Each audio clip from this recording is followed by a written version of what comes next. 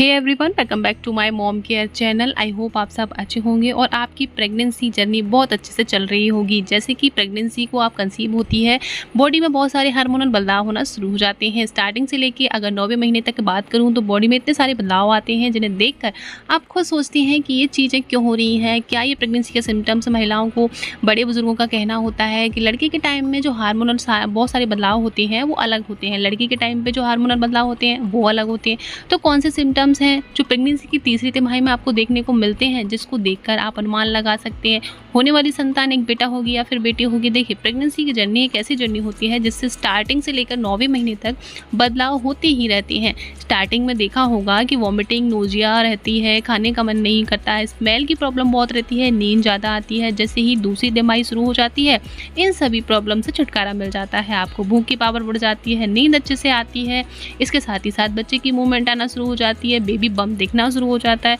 तो ये सारी चीज़ें होती हैं। तो 5वें, 6वें, 7वें महीने तक होंगी। अब जब आपका 7वां, 8वां, 9वां महीना शुरू हो जाता है तो इसमें आपको बॉडी में बहुत सारे वेट गेन हो जाता है। आपने देखा होगा कि पहले की स्टार्टिंग की जर्नी होती है, उस टाइम पे इतना फील नहीं होता है।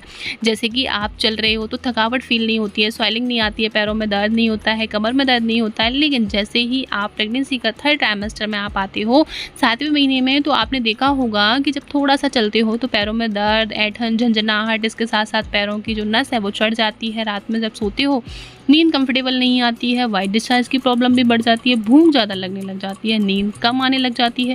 इसके साथ ही साथ आपको बच्चे की मूवमेंट काफ़ी ज़्यादा फील होने लग जाती है। ये सारे बदलाव आपको प्रेगनेंसी की तीसरी तिमाही में नज़र आने लग जाती है। इन्हीं सभी बदलाव के आधार पर पहले की दाई माँ, पहले के बड़े बुजुर्ग अनुमान लगाते थे कि गर्भ में आपके पल रही संतान बेटा है फिर बेटी है। पहले के टाइम में अल्ट्रासाउंड स्कैन नहीं होते थे, इसी तरीके से अंदाज़ा लगाया जाता था।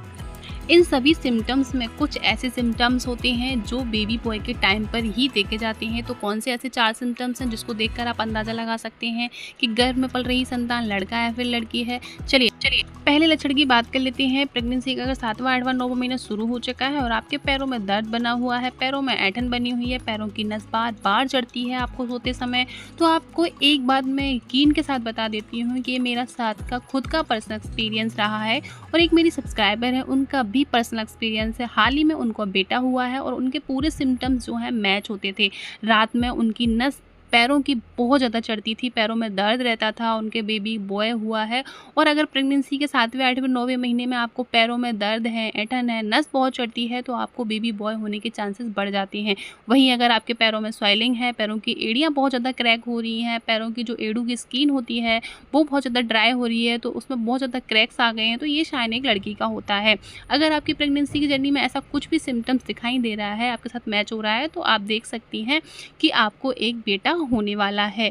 चलिए हम नेक्स्ट लक्षण की बात कर लेते हैं। अगर पैरों के बाल बहुत बड़े हो रहे हैं, हाथों के बाल बहुत बड़े हो रहे हैं, सर के बाल झड़ना बंद हो गए हैं, भारी हो गए हैं, लंबे हो गए हैं और मोटे हो गए हैं, तो ये साइन भी बेबी बॉय का होता है। अगर आपकी प्रेगनेंसी में भी ऐसा होता है, आपको जो बेबी बॉय होने वाला है, क्योंकि प्रेगनेंसी में ऐसा बोला जाता है कि महिलाओं के अकॉर्डिंग पुरुषों के ज़्यादा बाल होते हैं, तो माँ के पेट में जब बेबी बॉय होता है तो जो बॉडी के अनवांटेड हेयर होते हैं वो पड़ने शुरू हो जाते हैं, सर के बाल भारी हो जाते हैं, लंबे हो जाते हैं, मोटे हो जाते हैं। तो आप देख लीजिए आपके साथ ये सिम्टम्स मैच होता है या नहीं।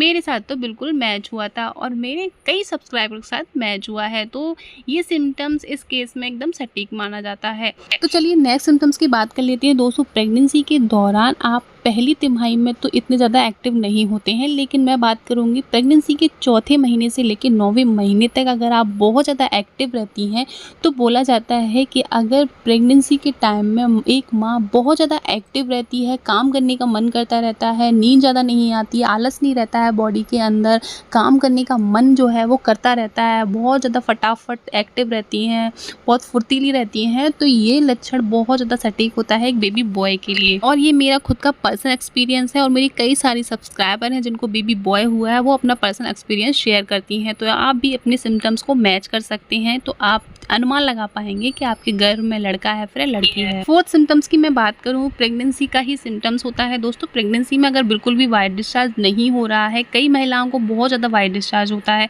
तो ऐसा कहा जाता है, माना जाता है कि गर्भावस्था में आपको वाइट डिस्चार्ज आता है, खासकर 7वें 8वें 9वें महीने में, तो ये लड़का होने की निशानी होती है। अगर वाइट डिस्चार्ज बहुत कम आता है तो आपको ये निशानी बेबी गर्ल की मानी जाती है।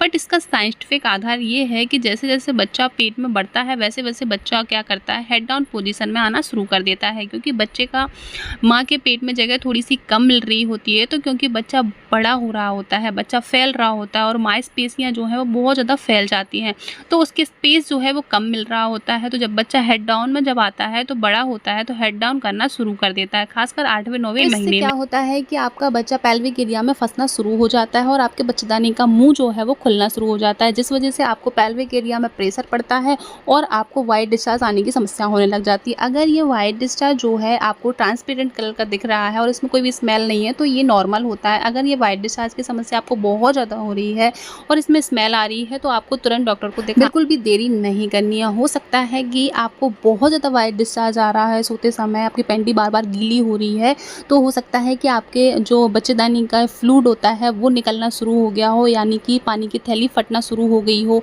रिसना शुरू हो गया हो पानी। तो अगर आप देर करते हैं तो आपका बच्चा जो है बच्चेदानी में सूख सकता है, उसका पानी, जिस वजह से बच्चा चिपक सकता है। तो आपको रिस्क नहीं लेना, तुरंत डॉक्टर पे जाना है।